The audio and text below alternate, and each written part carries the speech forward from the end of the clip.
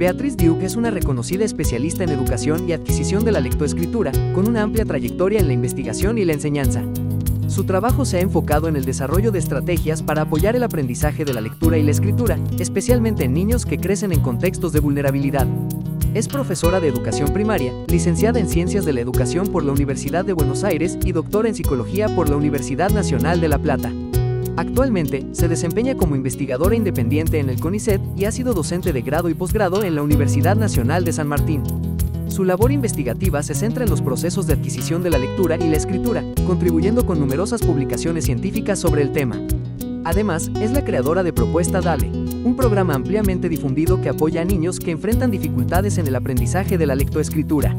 La alianza entre el prestigio de Umbrales Academy y la trayectoria de Beatriz Duke garantiza un espacio de aprendizaje e innovación educativa que impactará positivamente a docentes y profesionales de la educación en la región.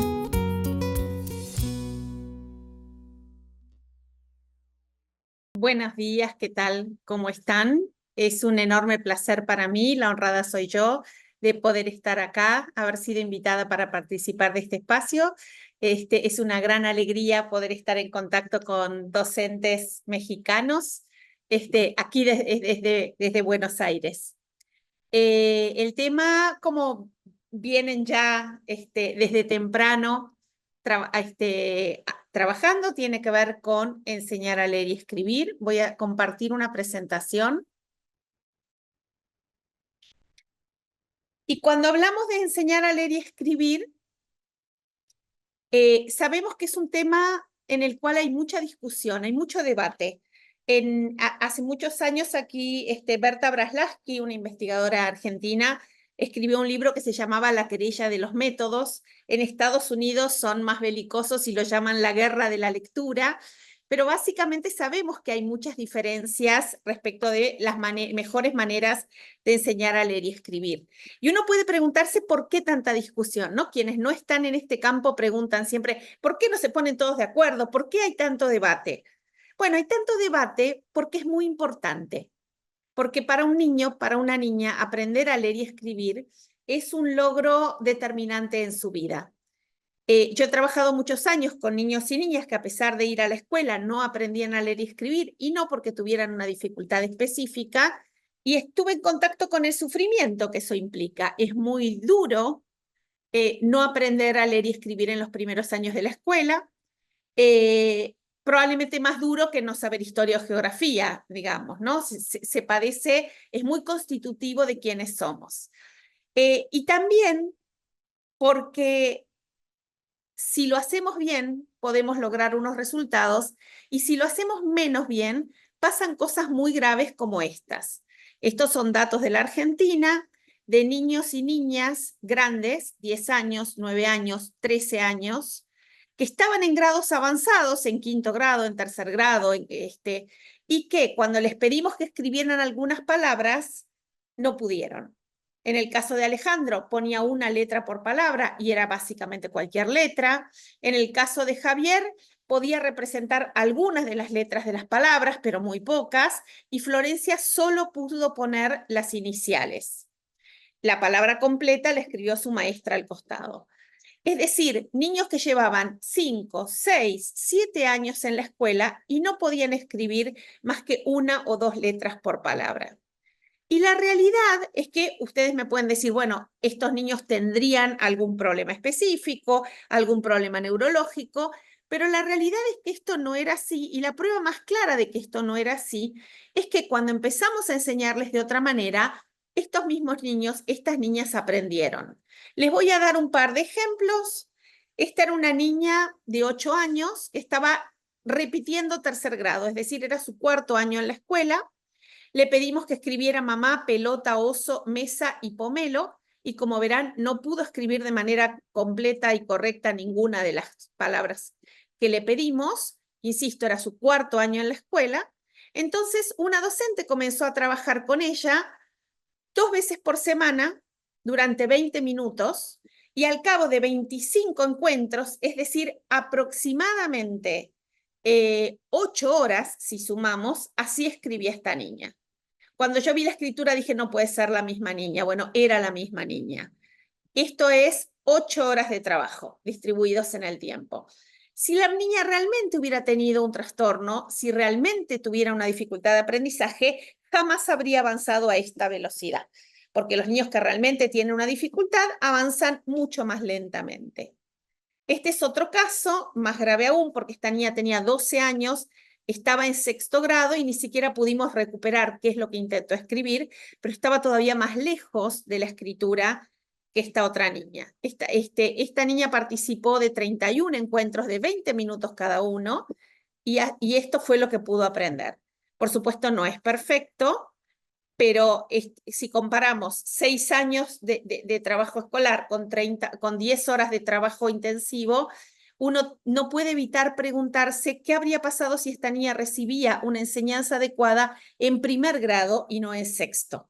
Ya era muy tarde para ella. Entonces, si hubiera tenido la oportunidad temprana, ciertamente no habría pasado 6 años sin poder aprender a leer y escribir una sola palabra. Entonces, esto es para decir que cómo enseñamos a leer y escribir es absolutamente fundamental en la vida de miles y miles de niños y niñas, y por eso es que hay tanta discusión respecto de cómo hacerlo de la mejor manera posible. Básicamente hay 2 grandes temas que preocupan en relación a esto. Uno tiene que ver con cómo hacemos para que los niños se interesen y hagan el esfuerzo por aprender. El otro es cómo hacemos para que hagan el menor esfuerzo posible, es decir, que sea lo más fácil posible. Y a mí me gusta pensar que a lo largo de la historia nos hemos dado distintas respuestas a cómo enseñar y que muchas de estas respuestas partieron de ideas muy interesantes que a veces, por ser llevadas al extremo, dejaron de resultar eficaces. Doy algunos ejemplos. Esto es el método alfabético más tradicional, ¿no? Esto ya lo hacían en las primeras escuelas en Grecia, porque se pensaba que enseñar a escribir era enseñar letras. Claramente enseñar a leer y escribir es muchísimo más que enseñar letras, y escribir renglones y renglones de letras es básicamente una tortura, no un aprendizaje. Este método ni es interesante, ni promueve grandes aprendizajes.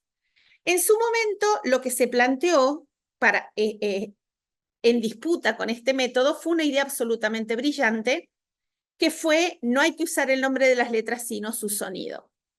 Y entonces se empezó a trabajar con el método fónico. Que necesitamos trabajar con los sonidos de las letras en lugar de los nombres, es algo con lo que hoy todo el mundo está de acuerdo. El problema con el método fónico fue que llevó esta idea al extremo y además se apoyó en una idea, que es una idea que hoy no se sostiene, que es: solamente tienen que leer y escribir palabras con las letras enseñadas.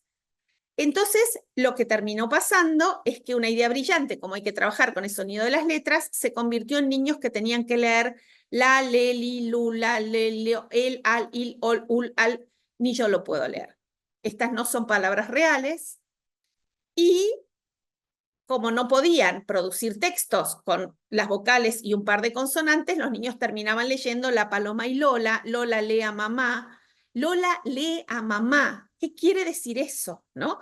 Ay, papá, Pepe pelea. Es decir, en términos del interés, esto es muy limitado. Ningún chico va a tener una enorme motivación por leer esto.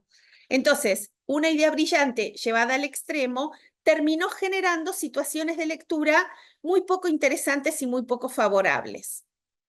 El siguiente cuestionamiento fue: es muy difícil pronunciar los sonidos aislados, y entonces se desarrolló el método silábico.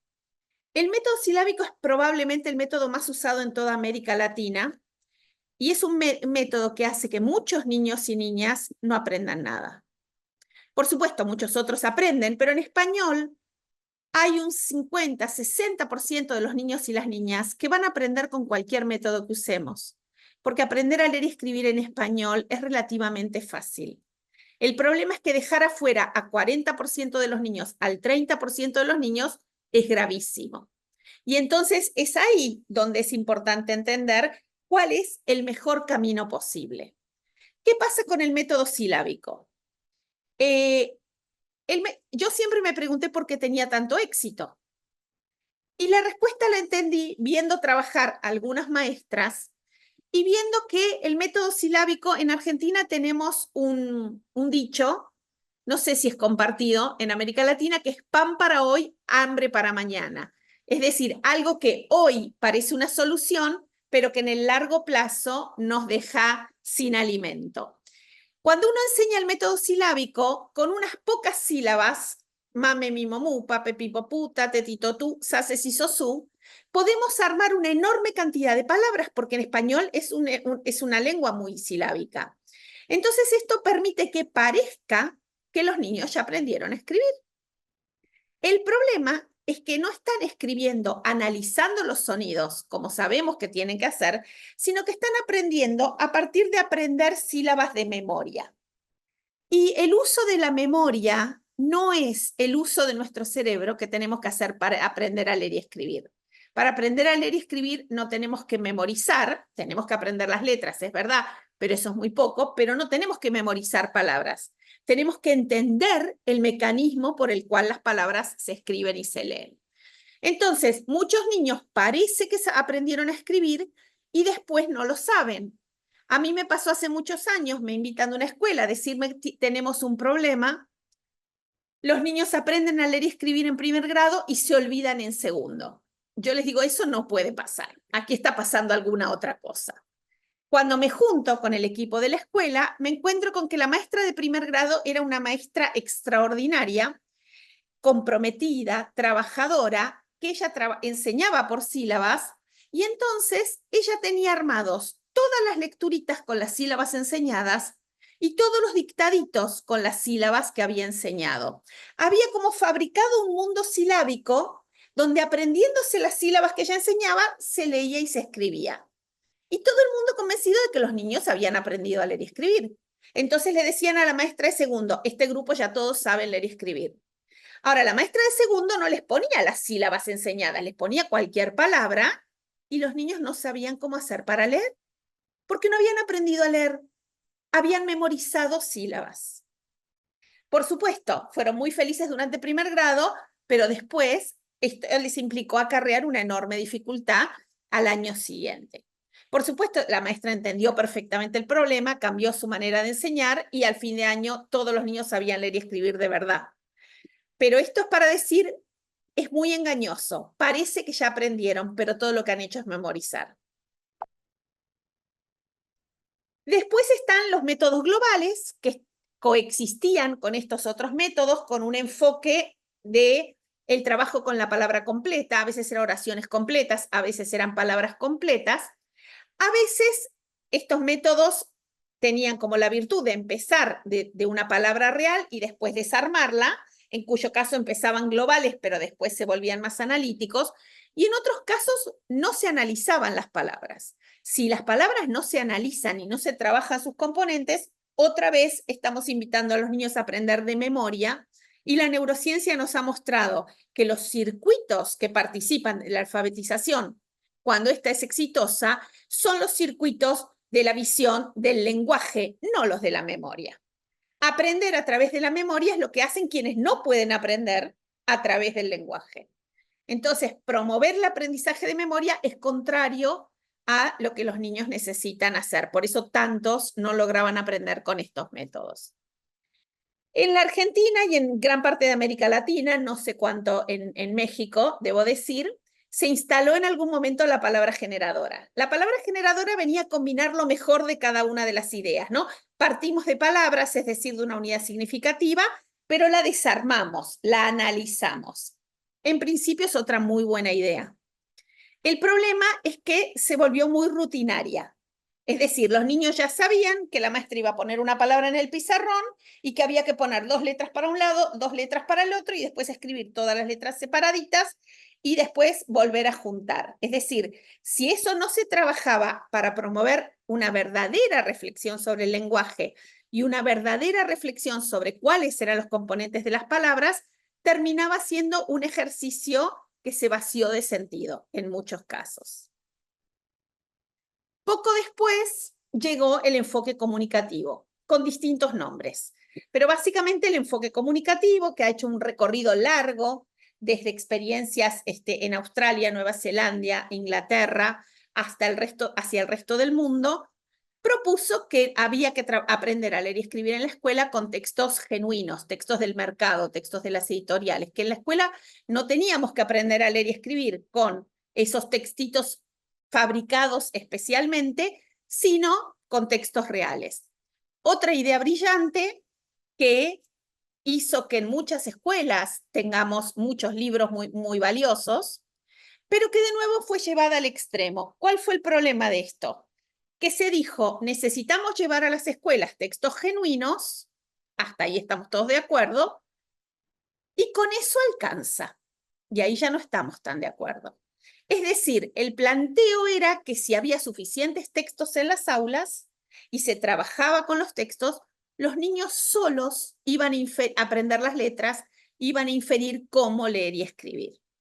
Y esto no sucedió para gran parte de los niños y las niñas de cualquier país de América Latina. Y en parte es por esto que tenemos tantos niños y niñas que están en la escuela y no saben leer y escribir, porque dejamos de enseñarles.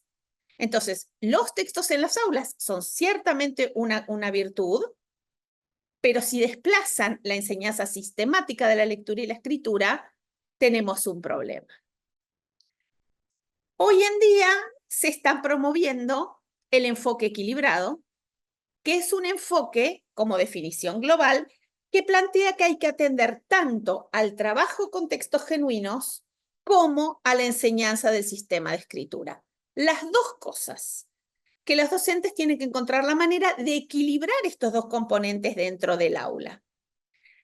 Es cierto que cuando hablamos de enfoque no hablamos de método, porque un enfoque es una perspectiva general. El enfoque dice, tienen que estar los dos componentes. Adentro de este enfoque general hay planes, hay programas que tienen diferencias entre ellos. A veces se dice, por ejemplo, tienen que estar los dos componentes, pero siempre hay que partir del texto. Yo creo que cuando hablamos del enfoque equilibrado, lo que decimos es, hay que trabajar con los dos y son autónomos. Por lo menos al principio tienen que tener los dos su lugar. A mí me pasa de ver documentos curriculares aquí en Argentina, donde hay 9 páginas y media página habla del sistema de escritura, eso no es equilibrado. Son 8 y medio, páginas y medio de texto y media de sistema de escritura, eso no es un equilibrio. Me dicen, bueno, pero están los dos componentes. No, no, no. Cuando decimos equilibrado, mitad cada uno, ¿sí?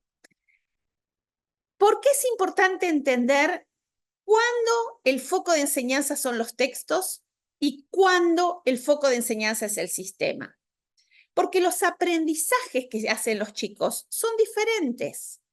Hay que poner el foco en cosas distintas en los distintos momentos. Para tratar de explicar esta idea, me voy a referir a algunos casos donde esta idea no se respetó adecuadamente.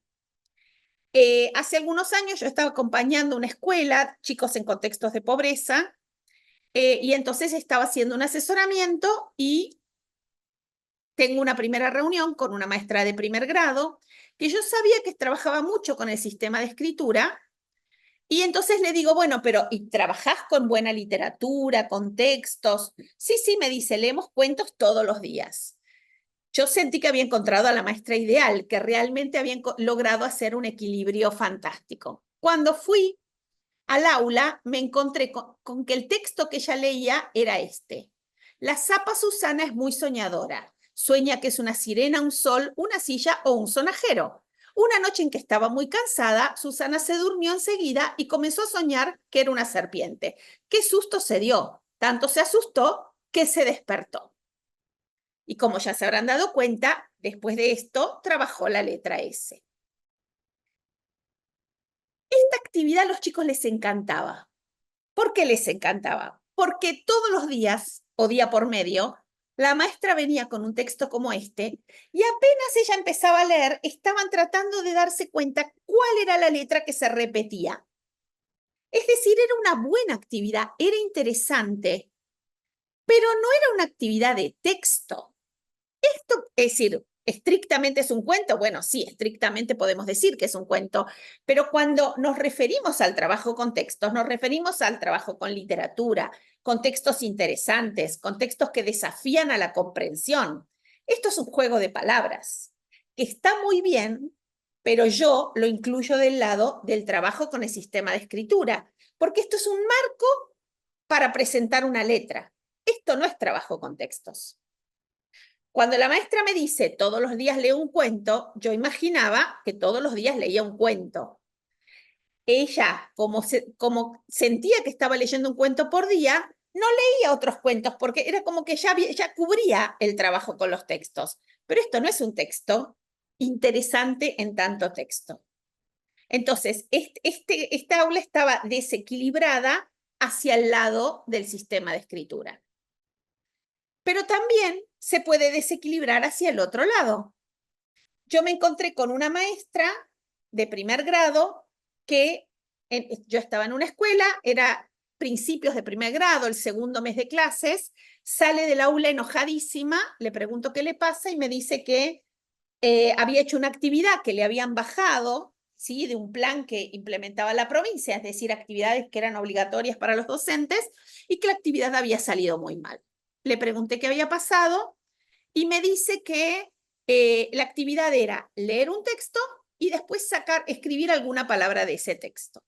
Le pregunté por qué había salido mal, me dijo que el cuento había estado bastante bien, pero que cuando escribieron la palabra, los chicos no habían entendido nada, estaban totalmente perdidos, ella trataba de que entendieran cómo escribirla y no la podían seguir. Le pregunté cuál era la palabra, de nuevo, segundo mes de primer grado, y me dice que la palabra era tractor. Los chicos de primer grado no pueden escribir tractor el segundo mes de clases, porque es una palabra sumamente compleja. Entonces, y yo le pregunté por qué había elegido esa palabra, que claramente no era adecuada, y me dijo, bueno, porque era la palabra más importante del cuento. Yo ahí le expliqué que ese era el problema cuando uno fuerza el trabajo subsume el trabajo con el sistema al trabajo con los textos. Que cuando lee un cuento, está leyendo un cuento y tiene que trabajar con la literatura o con la comprensión, con el vocabulario, pero que cuando enseña a leer y escribir, tiene que usar las palabras adecuadas. Que estos dos procesos tienen que ir en paralelo y no hay por qué obligarse a juntarlos, porque pasa esto. O elegimos un cuento malo para tener las palabras que nos sirven para enseñar a escribir, o elegimos un cuento bueno, pero entonces las palabras son demasiado difíciles. No hay por qué hacer todo junto. Es importante entender que son dos componentes. En este marco, esto es el contexto en el que nosotros estamos trabajando. Nosotros proponemos, cuando trabajamos aquí en Argentina, con varias provincias a las que estamos acompañando, con un enfoque equilibrado que tiene una novela que los chicos aman, se apasionan, se entusiasman y que les permite profundizar la comprensión, disfrutar de la literatura y aprender el vocabulario. Y tenemos otras actividades para aprender el sistema de escritura. ¿Qué es lo central del sistema de escritura? Seré breve porque veo que han venido hablando de esto ya en conferencias anteriores. Me parece que lo más importante es que la escritura se crea para representar las palabras de nuestro lenguaje y que en español, que es una lengua alfabética, esto está mediado por el principio alfabético. Yo digo una palabra, ¿cómo sé cómo escribirla? Lo sé porque entiendo el principio alfabético, que es a cada sonido una letra. ¿Tiene excepciones? Sí, pero básicamente el principio es este. Entonces, necesitamos que por un lado los niños aprendan la relación entre fonemas y grafemas, que por lo que vi se ha hablado mucho, pero con eso no alcanza. ¿Qué es lo otro? Este es el caso de Camila, una niña de 6 años, a la que yo le pedí que escribiera algunas palabras. Luna, dado, lata, camino, torta y libro. Así escribió esta niña esas palabras. Como verán, en el mismo momento en que ya se sienta a escribir, su producción va desde palabras completas hasta palabras donde solo representa una letra por sílaba. ¿Qué quiere decir esto? ¿Sabe escribir o no sabe escribir? Bueno, lo que está mostrando este ejemplo es que cómo escribe una niña depende, por un lado, de lo que ella sabe, pero depende mucho de qué tipo de palabra le pedimos que escriba. No es a todo o nada, no es ya sé o no sé escribir. El aprendizaje de la escritura es un proceso que lo que hace es hacer que se vaya completando el contenido fonológico de las palabras, que gradualmente los niños, las niñas representen más sonidos dentro de las palabras que tienen que escribir. Y esto, si pueden escribir más o menos, si pueden representar más o menos sonidos, depende en gran medida del tipo de palabra que les presentemos.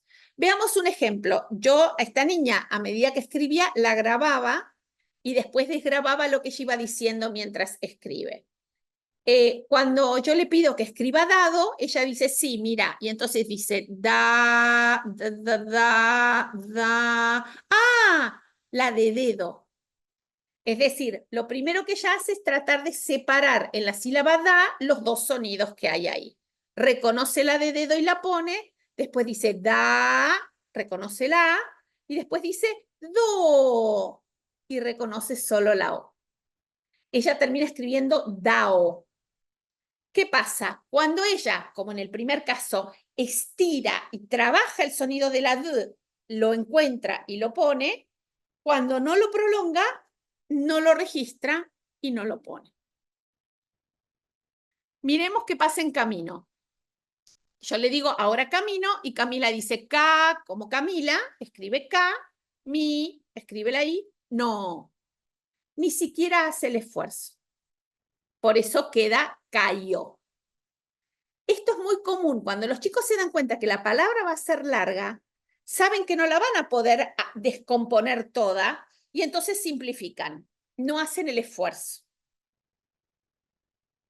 Torta, ella escribe O-A-R, es un ejemplo muy interesante. Uno ve mucho en las primeras escrituras de los chicos letras que están en el lugar equivocado, ¿no? Es decir, la R va en la palabra, pero no va ahí donde está. ¿Qué pasa? Si la escuchamos a Camila, nos damos cuenta de cómo sucedió esto. Camila dice tor, escribe la O, ta, escribe la A. Y ahí se queda porque se da cuenta que hubo algún otro sonido por ahí que no pudo captar. Entonces vuelve a empezar. Tor, y ahí lo encuentra. Se da cuenta que había una R, solo que la escribe después, a continuación, porque los niños no pueden navegar adentro de las palabras, ir y venir. Los chicos van siempre para adelante, agregan la letra en el lugar donde están.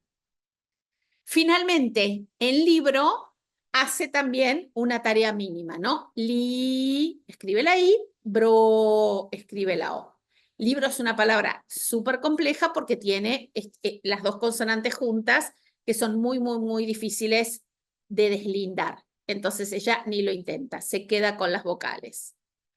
Entonces, si volvemos al esquema original, esta niña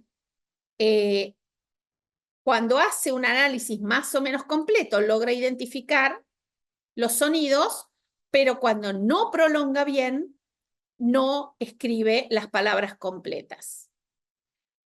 ¿Qué es lo que estamos tratando de ejemplificar? Que la enseñanza de la escritura tiene dos grandes pilares. Por un lado, encontrar los sonidos adentro de las palabras y por otro lado, saber qué letras corresponden a esos sonidos. Son dos cosas distintas que se suelen mezclar. Una cosa es conocer las letras y otra es poder analizar las palabras orales. ¿Qué pasa con los sonidos de las letras? En Argentina hay un enorme debate que hasta donde pude averiguar existe también en México, pero ustedes sabrán ciertamente sobre si hay o no hay que enseñar las letras. Claramente las expositoras que estuvieron antes que yo son totalmente partidarias de la enseñanza de las letras, pero supongo que ustedes estarán en contacto con planteos que promueven la no enseñanza de las letras, que los niños las van a inferir a partir de la escritura. ¿Qué se dice respecto de cuando se dice que no hay que enseñar las letras? A veces se dice, lo que pasa es que si las maestras enseñan las letras, al final es lo único que se hace, ¿no? parece, como en el método alfabético, que enseñar las letras es lo único que importa. Yo estoy de acuerdo. Si las maestras piensan que enseñar a leer y escribir es enseñar las letras, tenemos un problema. Pero eso no se resuelve prohibiendo la enseñanza de las letras, obviamente. Otra crítica que se hace es que las letras se enseñan desvinculadas de otros contenidos y de su función en el sistema de escritura, ¿no? La maestra dice, bueno, hoy enseño la M, pero la M casi como si fuera un dibujo, desconectada de su función, de palabras donde la M suena, desvinculado de cómo suena y con mucho trabajo de trazado. Eso tampoco es bueno. Las letras hay que enseñarlas como parte del sistema de escritura. Se ha dicho que se enseñan de manera repetitiva y monótona, ¿no? Renglones de M. En la Argentina esto sigue existiendo a pesar de décadas de intentos de que no suceda más. Uno toma los cuadernos de los niños y ve renglones y renglones de letras. La verdad es que eso le saca las ganas de aprender a escribir a cualquiera. Y que todavía se sigue haciendo esto de que hay pocas oportunidades para leer y escribir hasta que no se enseñan todas las letras, que también es un error. Hay que escribir, hay que leer y hay que escribir mucho, y después dar algún momento específico para el trabajo con las letras. Entonces, si me preguntan, ¿hay que enseñar las letras? La respuesta es depende. Si los chicos ya las conocen, si uno recibe uno de esos grupos, que los hay, en general chicos con situaciones muy privilegiadas, que ya conoce todas las letras cuando llegan a primer grado, por supuesto que no hay que enseñarlas. No hay que enseñar algo que ya se sabe. Ahora, si los chicos no conocen las letras, por supuesto que sí hay que enseñarlas. No puede ser, no puede no enseñarse. La otra discusión es con qué frecuencia se presentan las letras, ¿no? Porque también una cosa que a veces pasa es enseño una letra por semana. Y entonces estamos a fin de primer grado y todavía no terminamos de presentar las letras. Hay algunas investigaciones que estudiaron esto y que lo que encontraron es que enseñar una letra por día, que es un montón, es mejor que una por semana. Es decir, si vamos a los extremos, una por día o una por semana, es mejor una por día. Probablemente lo ideal sea 3 por semana, no una por día, pero ciertamente una por semana no. ¿Qué dicen estos autores? Dicen que si se enseña una por día, lo que luego pasa es que se vuelve sobre esta enseñanza reiteradamente y entonces los chicos tienen muchas oportunidades de aprender las letras. Las letras no se aprenden porque la maestra la muestre. Hay que mostrarla, pero se aprenden cuando se usan. Perdón. La pregunta siguiente es, bueno, ¿y entonces cómo las enseño? Ciertamente no así, digamos, ¿no? Donde uno claramente ve que acá hay un niño o una niña totalmente hartos de trazar las letras sin ningún sentido. Lo que hay que hacer es enseñarlas como parte de un sistema. Las letras sirven para escribir palabras, para eso las necesitamos. Entonces, las letras se presentan como la representación del primer sonido de una palabra. Tomamos una manzana, por tomar algo, reconocemos lo que hay, manzana. ¿Con qué sonido empieza manzana? Primero reconozco el sonido en la palabra, busco otros objetos con ese sonido y recién cuando tengo identificado el sonido que quiero escribir, presento la letra porque es la que me va a permitir escribir esa palabra. Las letras se enseñan para escribir, no como un contenido aislado de los otros. Se enseñan en el marco de la escritura de una palabra. Otra pregunta es, ¿en qué orden presentar las letras? La realidad es que ahí yo encontré una revisión bibliográfica que decía que se evaluaron 12 maneras distintas de presentar las letras y no hubo ninguna diferencia entre ellas. Quiero decir con esto, nos la pasamos buscando la mejor manera de presentar las letras y básicamente parece que no la hay. ¿Qué es lo que nosotros proponemos? Empezar con las letras que se estiran fácilmente, esto que escuché que decía la doctora Alejandra, ¿no? Están las letras que se estiran.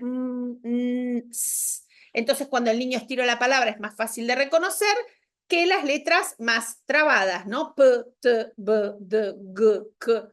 Bueno, este es un orden posible, pero básicamente lo que dice la investigación es no hay una regla estricta en este sentido. Ahora, es muy importante enseñar los sonidos de las letras, pero hay muchos chicos que conocen todas las letras y sin embargo no escriben. Y aquí viene el otro pilar, el que busca trabajar el Conning con las cajas, que es reconocer los sonidos en las palabras, no los sonidos de las letras, sino los sonidos en las palabras. Si nosotros miramos la escritura de un niño, mamá claramente es una escritura de memoria, entonces cuando uno aprende memoria, a veces la memoria falla y se le cambiaron de lugar, pero si vemos cómo el chico escribe sapo, se parece a cómo Camila escribía torta.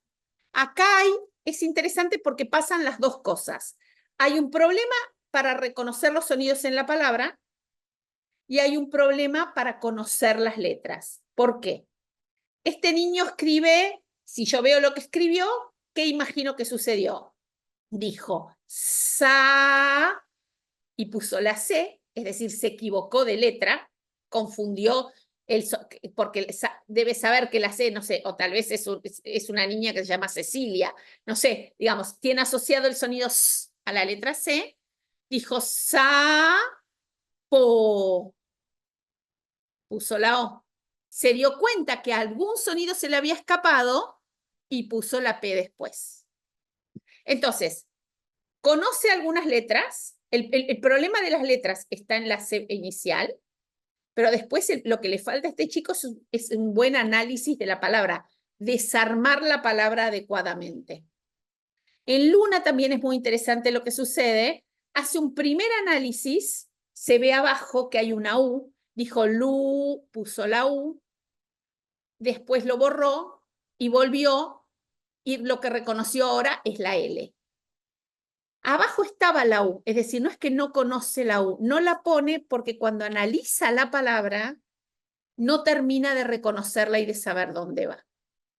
Entonces, a veces los niños no conocen las letras, pero lo más frecuente es que estén analizando mal la palabra oral. Lo vemos en perro. Este niño conoce la P, la escribió arriba. ¿Por qué no la pone? Porque no analizó bien los sonidos dentro de las palabras. Esto, ¿por qué los niños no reconocen los sonidos en las palabras? Porque están escondidos. Para decirlo sencillo, seguramente Florencia habló de la conciencia fonológica y explicó algo de esto.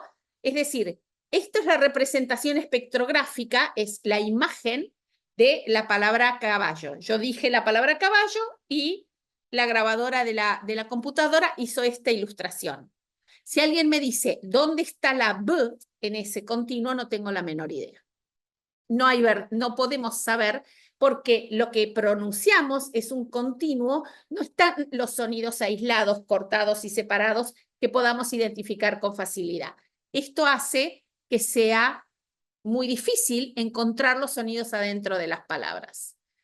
¿Qué hacemos nosotros? Digo, cuando trabajamos con grupos amplios de estudiantes y de docentes, básicamente les proponemos a las maestras que 3 veces por semana escriban 4 palabras que nosotros proponemos para teniendo mucho cuidado respecto de que sean palabras sencillas y que las escriban prolongando los sonidos. Es decir, la maestra dice, vamos a escribir mesa. Cada niño tiene su libro donde está el dibujo de la mesa y el lugar para escribir mesa y todos juntos, al principio coordinados por la maestra, luego los niños van tomando cada vez más lugar, empiezan a analizar la palabra. Mesa, mesa, palabra, sílaba, sonido.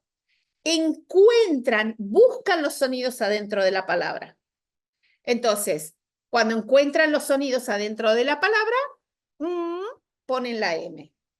Todo el grupo sigue. Bueno, sigamos. Mesa, la E. Mesa. Y así van analizando cada sílaba para encontrar cada sonido de la palabra y escribirlo.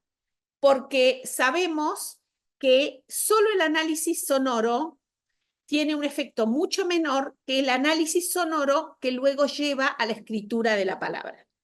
Esto es una investigación muy importante que hizo un equipo liderado por Silvia de Fiorzi y Toller en el año 95, que compararon solo prolongar sonidos contra prolongar sonidos, pero además ponerle la letra a ese sonido, y esto, ponerle la letra, da mejores resultados que solo analizar los sonidos.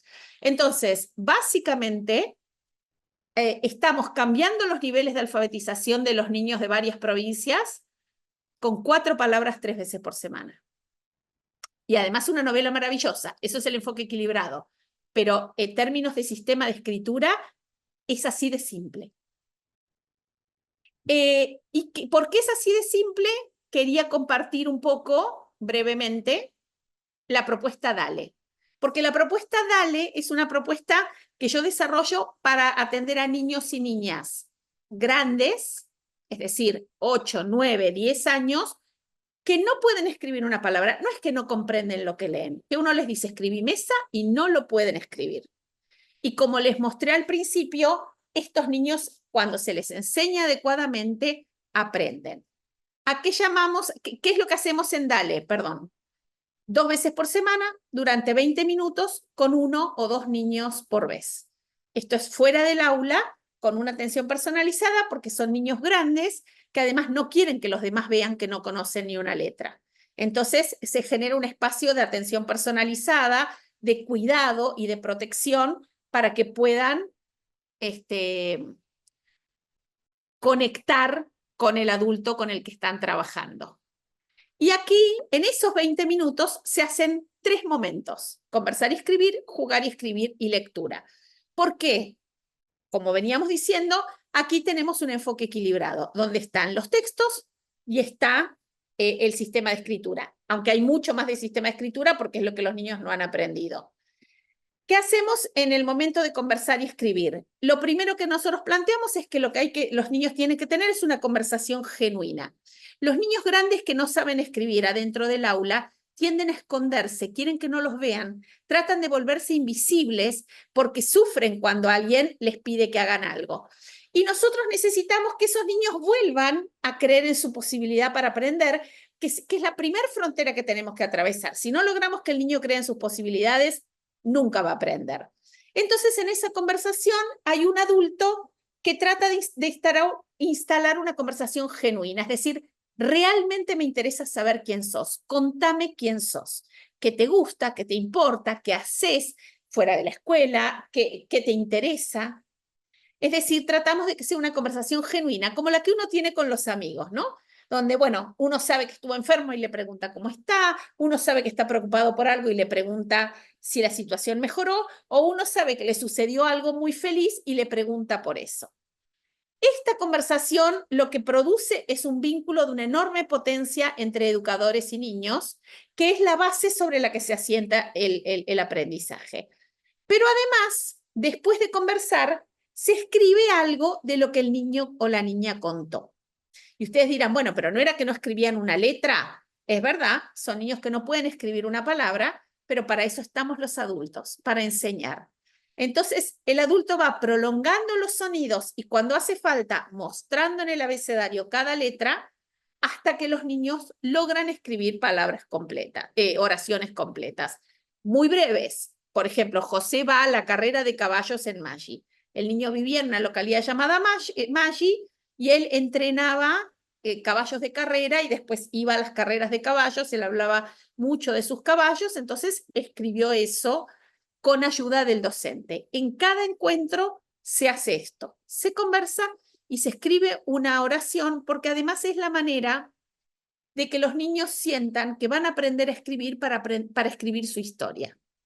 Están aprendiendo a escribir para escribir sus historias, su historia para escribir quiénes son. Es muy emocionante, a veces después de unos cuantos encuentros, cuando los niños vuelven para atrás sobre las oraciones que fueron escribiendo y se dan cuenta que ese cuaderno o ese libro es un registro de su experiencia vital. Es un momento absolutamente fundamental. Y además, como verán acá, no restringimos que el chico escriba solo con las letras que tal vez le enseñamos. Porque acá la prioridad es el significado, es la historia, es el valor que la historia tiene para ese chico. Y además porque no hace falta, porque si el niño no conoce la letra, el docente se la señala. Y en este proceso de escribir, usar las letras y analizar las palabras, va aprendiendo a escribir. En el otro momento se hace un juego, que es un juego con el lenguaje, fundamentalmente de reconocimiento de sonido inicial, y después hacemos un trabajo muy intensivo de escritura de palabras, donde esto claramente de inspiración en el modelo del Koning, pero lo que nosotros hacemos es que no está armada la cajita, sino que se usan rayitas que se van poniendo juntos, porque poner las rayitas es una manera de que el niño empiece a analizar los sonidos. Entonces, por ejemplo, si van a escribir auto, la docente lo que hace es decir, no funcionó. To. Y después con el niño va señalando. ¿Y qué pasa? La maestra señala la primera rayita y el chico ya dijo auto. Es una manera de ir enseñándole a prolongar. No, decilo conmigo. Y entonces van diciendo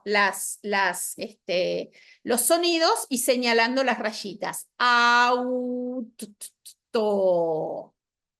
Al principio teníamos las rayitas puestas. Después nos dimos cuenta que el proceso de poner las rayitas era de un enorme aprendizaje. Y luego se vuelve y de nuevo se analiza la palabra y ahora sí se va escribiendo la palabra. Entre 3 y 6 palabras por encuentro, nada más. Y finalmente, y aquí se ve que esto va variando, ¿no? Pasamos de inicialmente escribir palabras muy trabajosamente, sonido a sonido, a escribir pequeñas historias a lo largo de todo el recorrido en el programa. El otro gran componente es el componente de lectura, que también a lo largo del tiempo empieza con un trabajo sistemático de ir leyendo letra por letra, decodificando trabajosamente para reconocer una palabra, a poder leer historietas y luego textos más extensos a lo largo de todo el proceso de trabajo en DALE.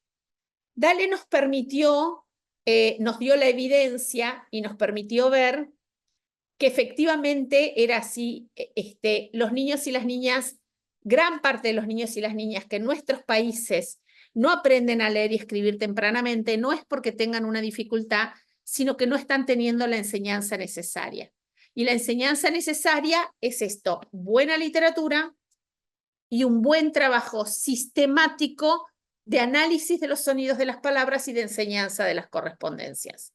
Fundamentalmente, obviamente luego se complejiza, pero si hacemos esas dos cosas de una manera equilibrada, lo que vemos son niños que aprenden. Hoy en día nosotros estamos trabajando en 6 provincias argentinas, acompañando el desarrollo de planes de alfabetización. En marzo vamos a tener nuestros primeros resultados masivos, se evaluaron 80.000 niños, y lo que pasa es que ahora hay que corregir, pero la verdad es que la devolución que nos da el sistema es que haciendo esto hay un enorme avance en el nivel de aprendizaje de los niños y las niñas. Para complementar esto, junto con la empresa Globant desarrollamos un videojuego. El videojuego no reemplaza a la maestra. Si alguien está preocupada por eso, quédense tranquilos. No hay sustitución posible, pero puede complementar. Especialmente con los niños a los que más les cuesta. Los niños trabajan con el videojuego. Hicimos un primer estudio con niños que estaban muy atrasados en su aprendizaje y aprendieron muchísimo trabajando con el videojuego. Es decir, la tecnología nos puede ayudar usada adecuadamente. Hoy además hay una versión para teléfonos celulares de este mismo videojuego. Bueno, y básicamente lo que quería compartir era eso. Les agradezco muchísimo por escucharme. Gracias, gracias. Sí, excelente, excelente. Nos llena, nos nutre, nos inspira. Gracias, maestra Beatriz, por Vea. compartirnos. Sí, Bea. Y muchas gracias. Tenemos escasamente unos 6 minutitos, pero vamos a aprovecharlos muy bien. Hay algunas personas, bueno, colocamos aquí en el chat de grupo ya la liga para acceder a la propuesta Dale y también la liga al videojuego que nos comentaba nuestra maestra a lo largo de su exposición. Así que, pues bueno, tenemos una manita alzada, solamente le pedimos por favor que abra su cámara para tener esta interacción más cercana y demos paso entonces a la pregunta de Fernanda Díaz. Te agradecemos que seas muy concreta. Adelante.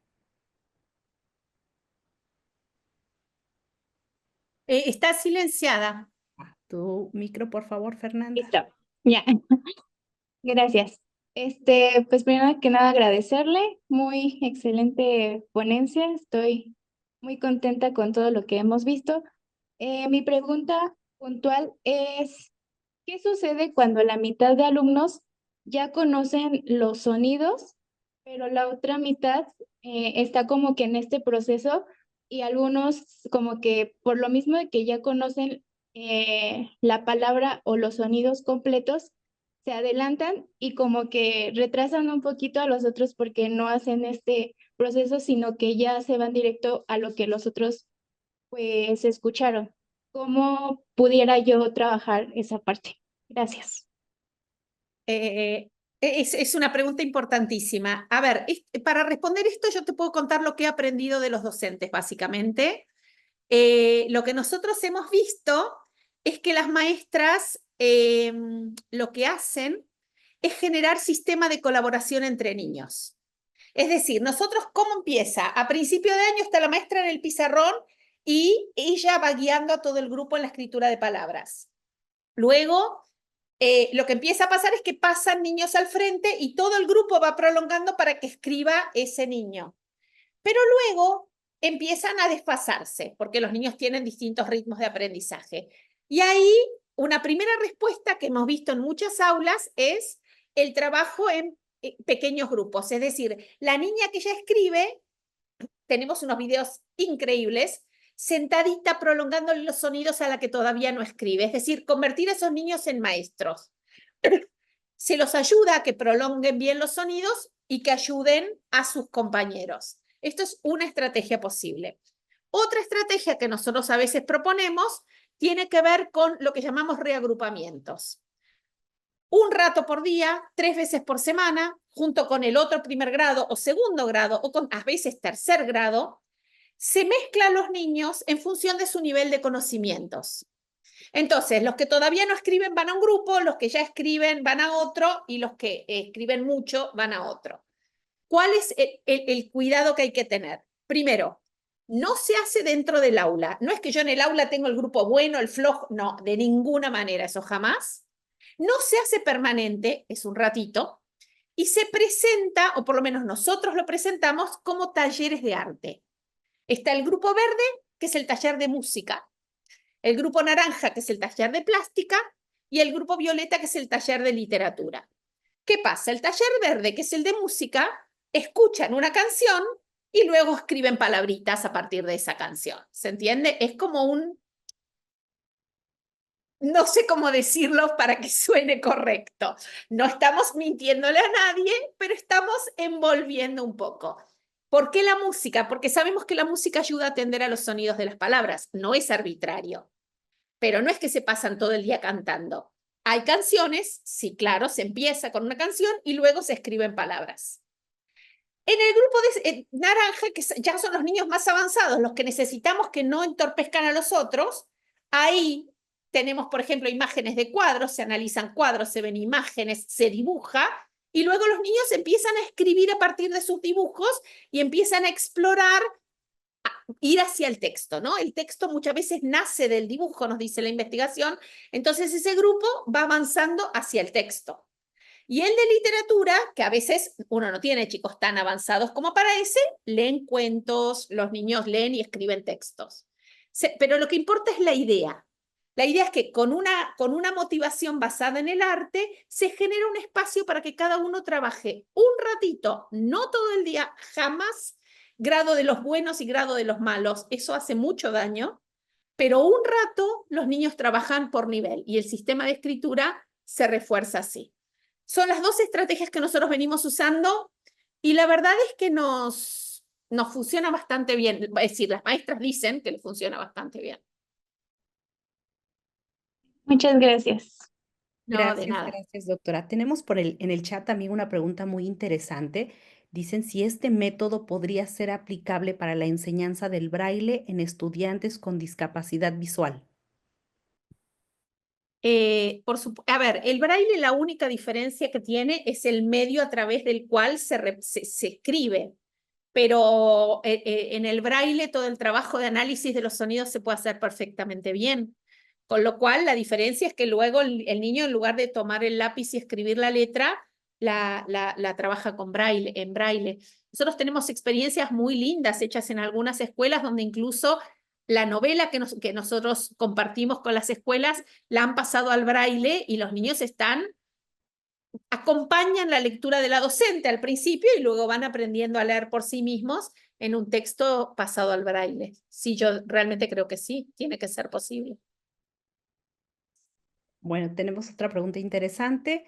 ¿Cuáles podrían ser las recomendaciones a los padres y a las madres de familia para que refuercen en casa? Es decir, ¿de qué manera ellos pueden colaborar en el desarrollo de estas habilidades? A ver, yo siempre ahí tengo como una preocupación que es, yo vengo de trabajar en contextos de pobreza y las familias en contextos de pobreza destinan toda la energía que tienen a darles de comer y vestir a sus niños. No están en condiciones de hacer mucho más que eso. Entonces, creo que está muy bien integrar a la familia, pero otra cosa es desligarse en el trabajo de las familias. Hecha esta advertencia, a las familias de más recursos se les puede pedir muchísimas cosas, que le lean todas las noches a los niños algún cuento y con eso hacen un aporte increíble. Están las familias que no pueden hacer eso, que no tienen los cuentos, que no tienen el conocimiento, y ahí lo que nosotros hacemos cuando se puede es enseñarles los sonidos de las letras. Por lo menos en Argentina, las familias tienden a enseñar el nombre de la letra y nos ayudan mucho más si enseñan el sonido, y es algo que hemos descubierto que es muy fácil de aprender para la familia. No les cuesta mucho aprender los sonidos de las letras, es mucho más difícil aprender una manera de leer cuentos para que los niños entiendan, que eso realmente es complejo, pero es mucho menos complejo aprender los sonidos de las letras y pedirles que nombren a las letras por sonido con sus hijos. Eso es un aporte pequeño, pero sumamente valioso que se les puede proponer. Gracias, gracias. Otra preguntita, por favor. ¿Considera que este método podría usarse también en la enseñanza de un segundo idioma? Yo creo que ahí abrimos toda otra conversación que no tenemos tiempo de abordar, porque ahí está todo el tema del lenguaje oral involucrado. ¿Qué es lo que sí sabemos seguro? Que hay una transferencia de la conciencia fonológica. La capacidad para analizar los sonidos de la palabra se transfiere entre lenguas. Es decir, un niño que la desarrolla para el español la usa para el inglés.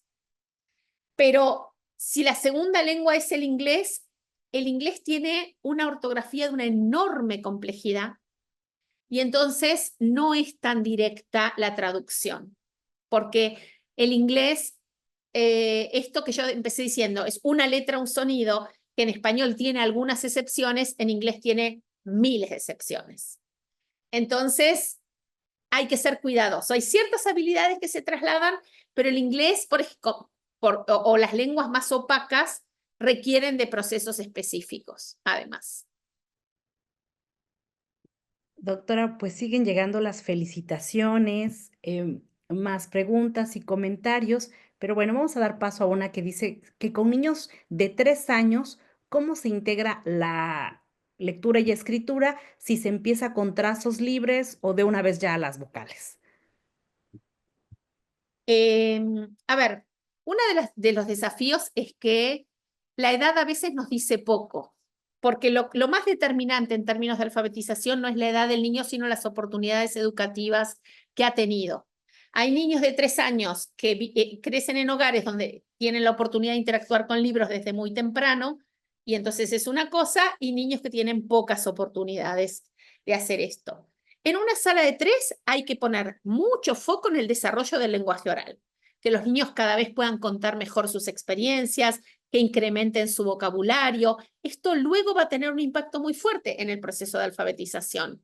Digo, está demostrado, hay estudios, es un modelo un poco más complejo, pero buen vocabulario a los 3 años correlaciona con mejor aprendizaje lector a los 6. Entonces hay que trabajar mucho la otra pata, la pata del discurso.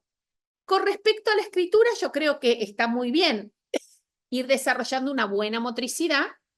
Probablemente sea pronto enseñar las letras. Me parece que los niños tienen que ir gradualmente hacia esto, tienen que aprender a agarrar bien el lápiz, tienen que poder empezar a dominar el trazo, pero no hace falta enseñar las letras a los 3 años.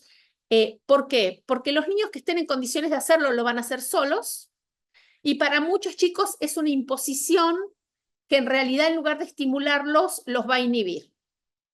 Es muy pronto, los 3 años, para exigir el trazado de las letras. Maestra, pues seguimos maravillados. El tiempo lamentablemente no nos da tregua. Muchas gracias, estamos muy honrados de haber participado en esta clase magistral. Gracias por compartirnos su pasión, su alegría, su esperanza y darnos más recursos que estamos convencidos en Umbrales que nuestros maestras, maestros, nuestros terapeutas pondrán en práctica y harán una enorme diferencia en las infancias de nuestra América Latina. A nuestro director, al licenciado Alfonso, si tiene algún mensaje que dirigirle a nuestra estimada Beatriz Duke, adelante. Doctora, pues gracias, felices, contentos por esta participación. A todos, por favor, les comento, no sé, seguramente ya lo saben, sobre el libro de la doctora, Enseñar a leer y escribir, del literal siglo XXI,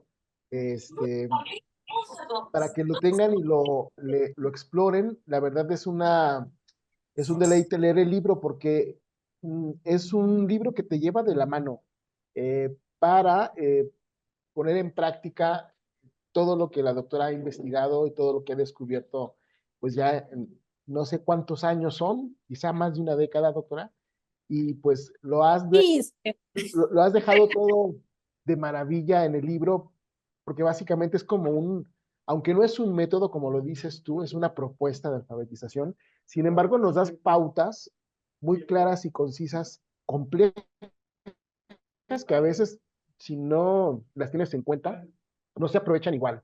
Este acompañamiento eh, fino, cuando el niño está iniciando cuando inicia sus primeros trazos de escritura con significado, cuando va empezando a descubrir el sonido de las letras a partir de la escritura, requiere de hilo fino, de tejido fino. Y la doctora eh, ha sabido o ha encontrado la manera de explicarnos a los docentes cómo intervenir durante estos procesos de los niños, ¿no?